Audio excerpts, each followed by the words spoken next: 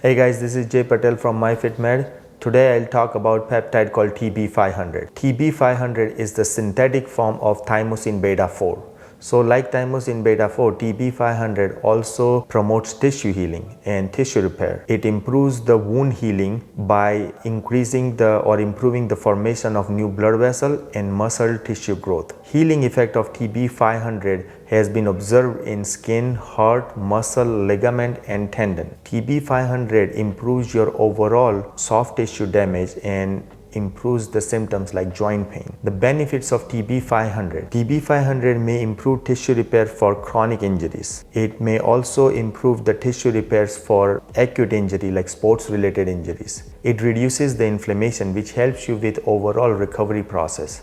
Improves muscle recovery, muscle growth, muscle tone, and overall muscle stamina, and it reduces the scar tissue. So if you are a professional athlete or somebody who works out on regular basis and have joint pain, lot of inflammation, poor recovery, this peptide may be for you. Give us a call to learn about more and talk to your provider and see if you are a good candidate for this peptide.